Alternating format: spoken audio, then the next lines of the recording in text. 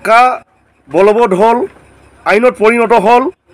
এতিয়া অৰুণাচলত থকা 5 লাখ হাজং আৰু চাকমাক অসমত সংস্থাপন দিবলৈ ওলাইছে, য'ত কেন্দ্ৰীয় মন্ত্ৰী কিৰণ ৰিজিজু ডাঙৰীয়াই অৰুণাচলত সংস্থাপন নিদিম বুলি কৈছে।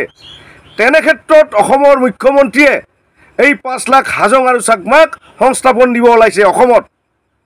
আমি সতৰ্ক কৰি দিছোঁ, সকীয়াই দিছোঁ, কোনো পধ্যায় এই বিদেশীসকলক সংস্থাপন কৰিব দিয়া নহ'ব।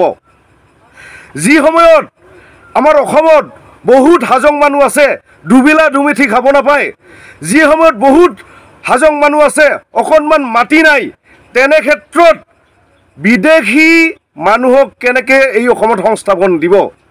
আমি সতৰ্ক কৰি দিছোঁ, সকীয়াই দিছোঁ যে অসমীয়া বা অসমত থকা হাজং আৰু চাকমাক আগতে সংস্থাপন দিয়ক, আগতে দুবেলা দুমিঠি খাবলৈ দিয়ক, অকণমান মাটি দিয়ক, তাৰপিছত বিদেশৰ বাংলাদেশৰ বা পাকিস্তানৰ কথা চিন্তা কৰিব।